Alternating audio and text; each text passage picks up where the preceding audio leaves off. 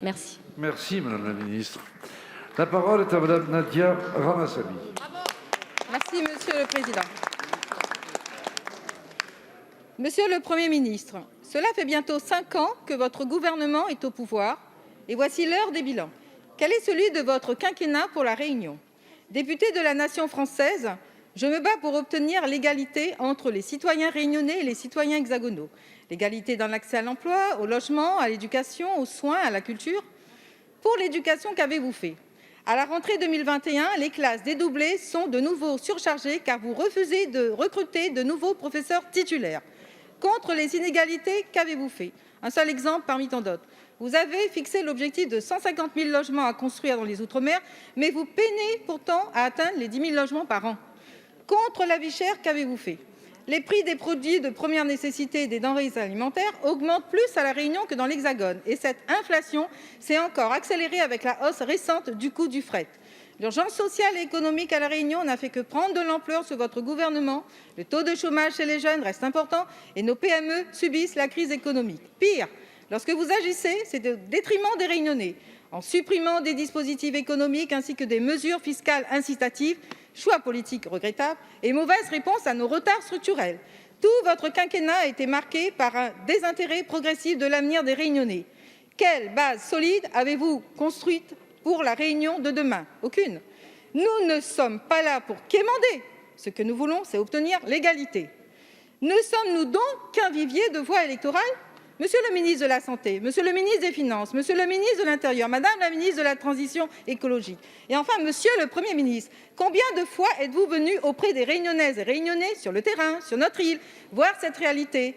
Trop peu, puisque vous continuez de l'ignorer. Merci. Merci, Madame la députée. La parole est à Monsieur Olivier Dussopt, ministre délégué chargé des comptes publics.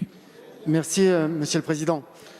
Madame la députée Ramassamy, d'abord un mot sur la question du dédoublement des classes, que je dis évidemment au nom du ministre de l'Éducation et de Madame la ministre déléguée à l'éducation prioritaire. L'île de la Réunion, c'est 56% des écoles classées en réseau d'éducation prioritaire et c'est un dédoublement des classes de CP et de CE1 dans l'intégralité des écoles où ça doit être dédoublé, avec un plébiscite des parents comme des enseignants, car c'est une des meilleures mesures qui soit pour tuer les inégalités à la racine, c'est-à-dire au moment de l'apprentissage des premiers savoirs. Mais votre question est plus large que la seule question de l'éducation prioritaire. Vous sous-entendez, vous indiquez même que le gouvernement n'aurait que peu d'intérêt pour la Réunion. Je m'inscris évidemment en faux en tout point.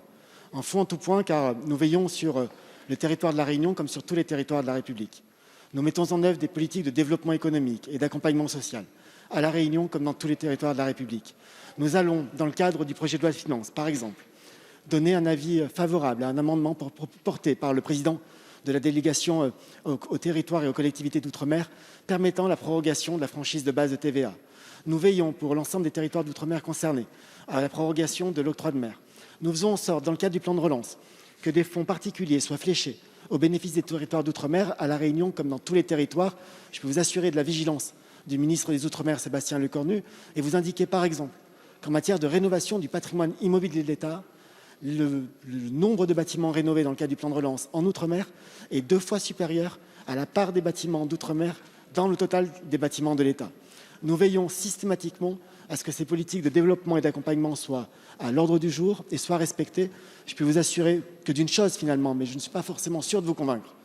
Ce gouvernement aime la Réunion comme tous les territoires de la République et l'ensemble des ministères, l'ensemble, sont mobilisés pour répondre aux problématiques des habitants de l'île.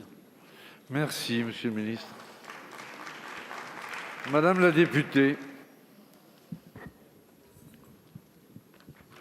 N'empêche, Monsieur le ministre, que le taux de chômage est pratiquement identique et vous savez qu'aujourd'hui, nos entreprises sont en difficulté avec la hausse des matières premières.